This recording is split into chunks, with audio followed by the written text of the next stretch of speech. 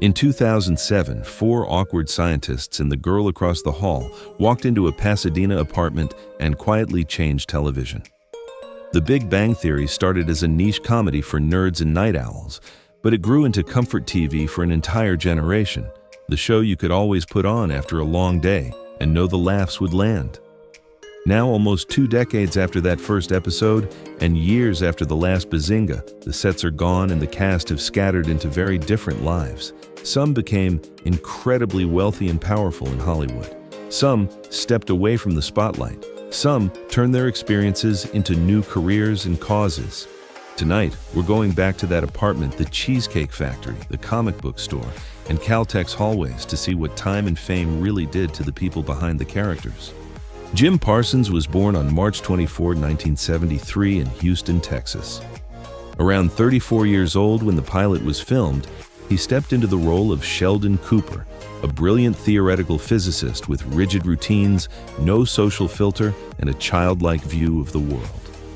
Before Pasadena, Parsons was a working stage and character actor moving between theater in Houston and New York, and small roles in projects like Garden State Heights, judging Amy and Ed. Off-camera, his life was much quieter than Sheldon's, built around a long-term relationship with Todd Spywak and the uncertainty of a performer waiting for that career-defining part. When audiences first met Sheldon, they had no idea this strange, fast-talking character was about to change Parsons' life forever. After The Big Bang Theory took off, Parsons became one of the highest-paid actors in TV history, winning multiple Primetime Emmys and a Golden Globe for his performance as Sheldon.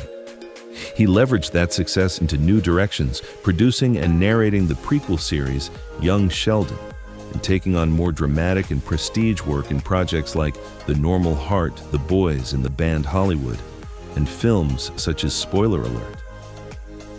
In his early 50s now, he's seen as a thoughtful, respected artist who chose to walk away from the show while it was still on top. Most estimates place his net worth somewhere around $150 to $170 million, built on years of salary syndication and producing. For Jim Parsons, the lasting challenge is living with an iconic character that made him a fortune while making sure that role isn't the only story history tells about him. Johnny Galecki was born on April 30, 1975 in Brie, Belgium, and raised in the United States. At about 32 years old, he took on the role of Leonard Hofstadter, a gifted experimental physicist whose brilliance is matched by insecurity and a constant need to be loved. Unlike many of his co-stars, Galecki was already familiar to audiences. He had grown up in front of the camera, as David on Roseanne played Rusty in National Lampoon's Christmas Vacation, and quietly built a resume in television and indie films. On screen, Leonard becomes the emotional center of the group and the heart of the love story with Penny. Off-screen, Johnny was a seasoned professional returning to the front of the stage, even as he kept his personal life, including a relationship with Kaley Cuoco, during the early years largely away from public view. As the series exploded, Galecki joined one of the wealthiest ensembles in TV history, with paychecks that combined with syndication set him up for life. He revisited the Roseanne universe and the Connors, bringing his career full circle, then did something many in his position, Donnie stepped back. After the show ended, he shifted into a more private life, focusing on raising his child and choosing projects far more selectively. In his 50s, he's regarded as a veteran who survived childhood stardom, a second wave of global fame, and the grind of 12 network seasons. His net worth is generally reported in the range of $80 to $110 million. For Johnny Galecki, the true price of fame seems to have been realizing that after decades in front of the camera, the most valuable thing he could buy himself was some quiet. Kaley Cuoco was born on November 30th, 1985 in Camarillo, California. Around 22 when the show began, she stepped into the role of Penny, the aspiring actress and Cheesecake Factory waitress from Nebraska who moves in across the hall. Surrounded by physicists and engineers, Penny is the grounded outsider, the emotional translator for the audience, and the heart that slowly pulls this group of geniuses into real adulthood. Before Big Bang Cuoco was already known to many viewers, thanks to roles in 8 Simple Rules and Charmed, and she had even been a top junior tennis player before focusing on acting. On screen, she's the normal one. Off-screen, she was a young actress dealing with the usual Hollywood pressures from pilot seasons to canceled shows and constant scrutiny about her appearance and relationships. Over 12 seasons, Penny made Kaley Cuoco one of the highest-paid actresses on television. The real turning point came after the show when she successfully reinvented herself as both a star and a producer. She led and executive produced The Flight Attendant, earning major award nominations for a darker, more complex role, and became the voice of Harley Quinn in the hit animated series of the same name. In interviews and on social media, she's been open about love, divorce, mental health, her passion for animals and horses, and more recently, motherhood. Today, she's seen not just as Penny, but as a multi-hyphenate businesswoman, actor, and producer, with estimates often placing her net worth between $100 and $120 million. For Kaley Cuoco, fame meant growing up in front of the world, then using that same spotlight to take control of her own story.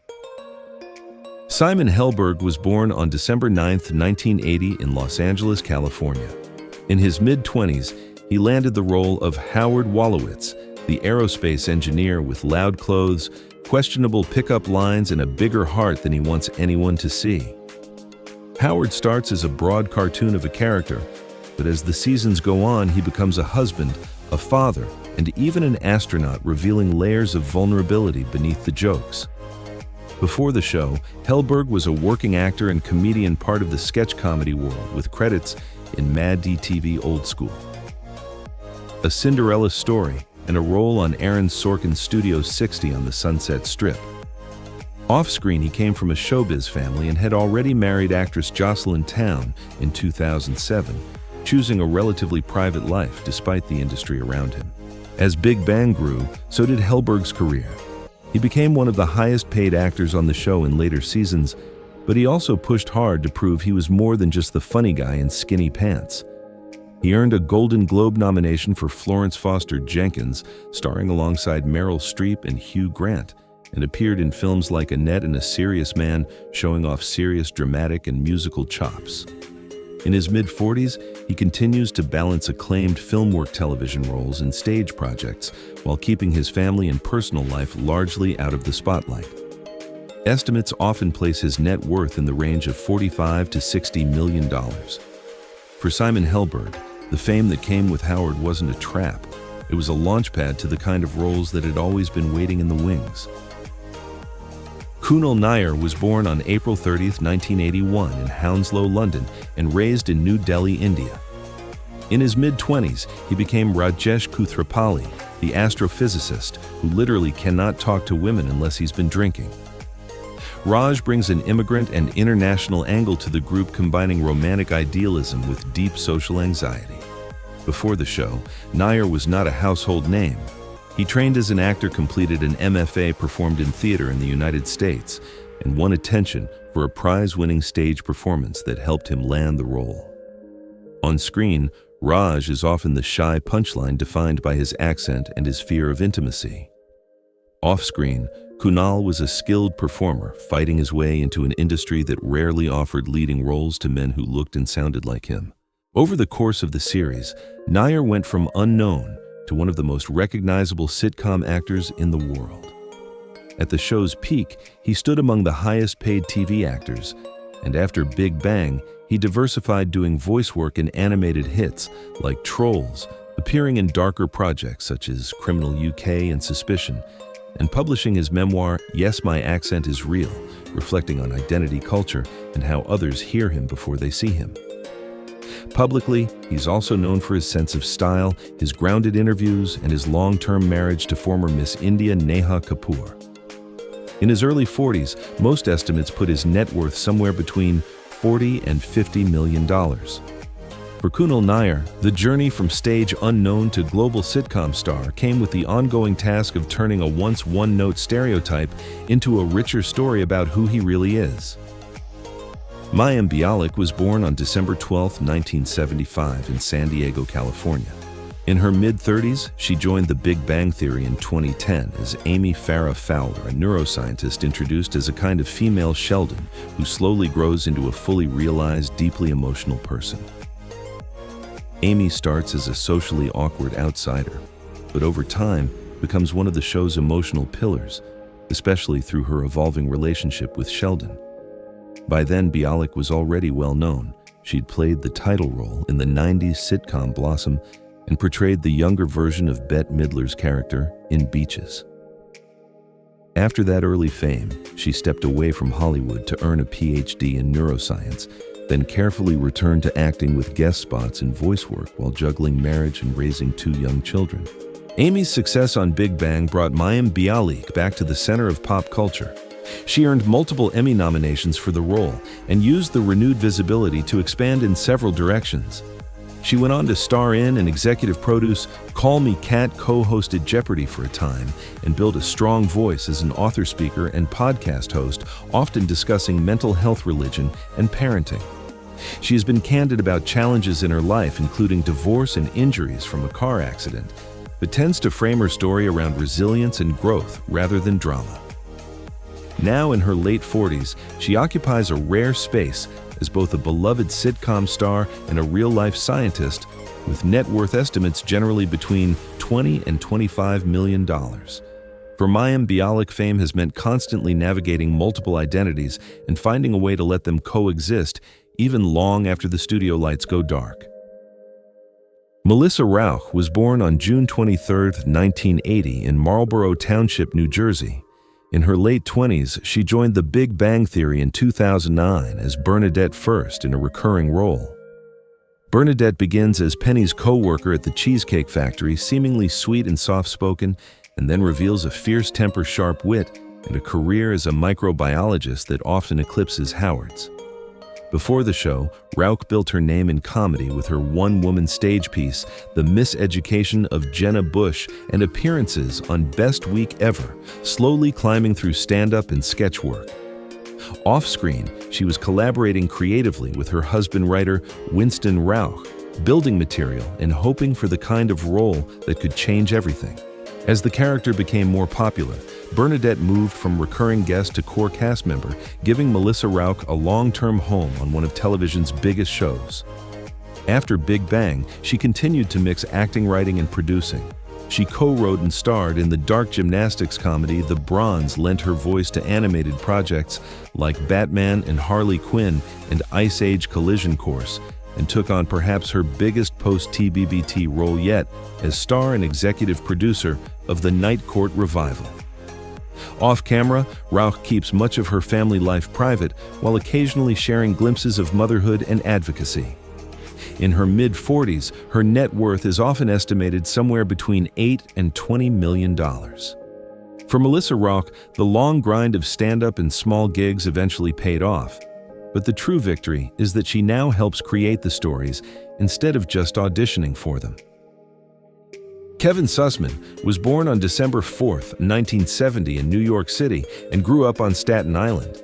In his late 30s, he appeared on The Big Bang Theory as Stuart Bloom, the quiet, slightly depressed owner of the comic book store that becomes the group's second home. At first, Stuart seems like a simple recurring extra, but his loneliness, financial struggles, and awkward attempts at connection make him one of the show's most subtly heartbreaking characters. Before Big Bang, Sussman had been working steadily as a character actor and geeky guy in commercials with roles in Liberty Heights' Sweet Home Alabama Hitch, and a recurring part as Walter on Ugly Betty. Off-screen, he married Alessandra Young in the mid-2000s and kept his personal life almost entirely out of the spotlight. As the series went on, Stewart's importance quietly grew, and Sussman's face became instantly recognizable to fans, even if his name didn't. After Big Bang ended, he continued to do what he'd always done, steady guest roles on television, work in film, and creative writing behind the scenes, including developing TV pilots. He has since moved into a new chapter of his personal life, including remarriage while still maintaining a low public profile. In his mid-50s, estimates usually place his net worth in the range of $3 to $6 million, a modest but solid foundation built on years of consistent work. For Kevin Sussman, the story is less about overnight success and more about how even a supposed side character can leave a permanent mark on a global audience. Sara Gilbert was born on January 29, 1975, in Santa Monica, California. In her early 30s, she joined The Big Bang Theory as Leslie Winkle Leonard's colleague and occasional girlfriend. Leslie is a deadpan experimental physicist with a cutting sense of humor, someone who can match Leonard intellectually and emotionally while puncturing the group's ego with a single line. By the time she stepped into that lab coat, Gilbert was already a well-known face. She had grown up as Darlene Connor on Roseanne and appeared in films like Poison Ivy, which meant she understood what it meant to have a childhood and adolescence documented on television. Off-screen, she was in a long-term relationship with TV producer Allison Adler and starting a family as she also looked toward creating and producing shows of her own. Although Leslie Winkle's time on the series was comparatively brief, Sara Gilbert's TV journey was far from over. She went on to co-create and co-host the daytime talk show, The Talk, becoming a daily presence for viewers, and later returned to her most famous role when Roseanne was revived, continuing as producer and star on The Connors. Publicly, she has been open about her sexuality and personal life, becoming a low-key but important LGBTQ+ figure in mainstream entertainment. In her 50s now, she is seen less as a former child star and more as a durable creator and producer with estimated net worth figures generally between $30 and $40 million. For Sara Gilbert, fame has been a lifelong companion, but the real achievement has been taking control of the narrative and building shows from the ground up. Laurie Metcalf was born on June 16, 1955 in Carbondale, Illinois. In her early 50s, she began appearing on The Big Bang Theory as Mary Cooper Sheldon's deeply religious, no-nonsense mother from Texas. Mary brings a very different kind of intelligence to Sheldon's world, mixing warmth, blunt honesty, and unwavering faith, and offering viewers rare glimpses into how he became who he is. Long before stepping onto that sitcom set, Metcalf was already a towering figure in American acting. A founding member of Chicago's Steppenwolf Theater Company, she had won multiple Emmys for her role as Jackie Harris on Roseanne and appeared in films like Uncle Buck.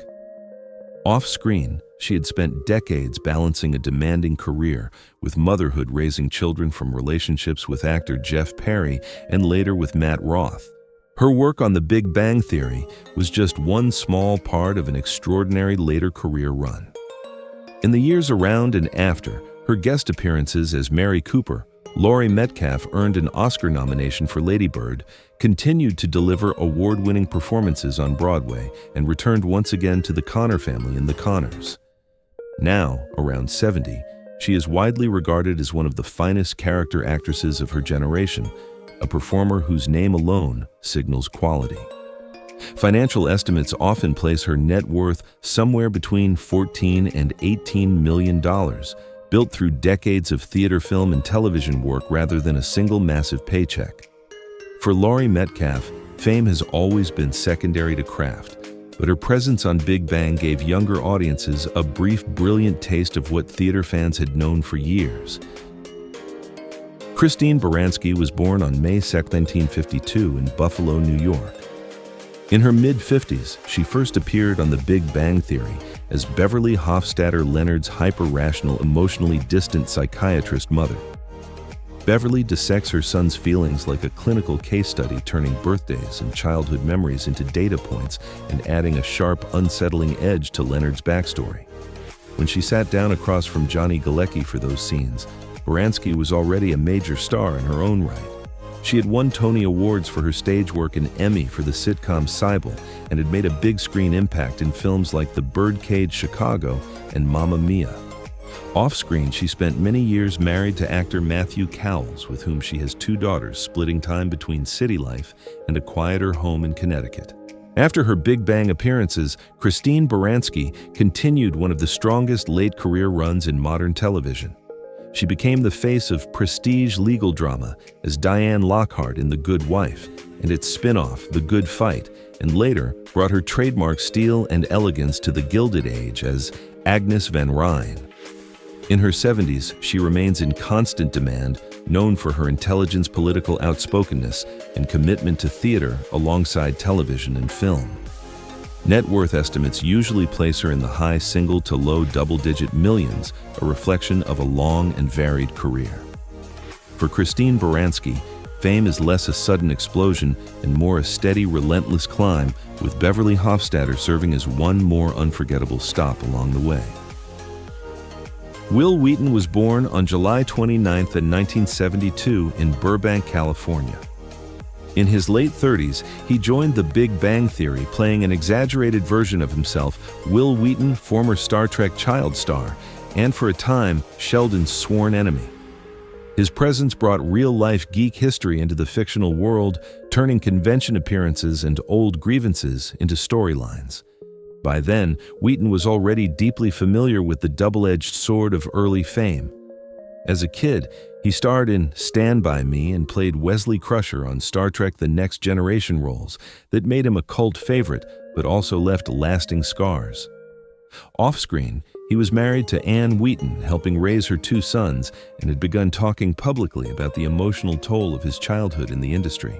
His time on Big Bang helped reintroduce Wil Wheaton to a new generation of fans, but his main work in later years has been in writing, voice acting, hosting, and advocacy.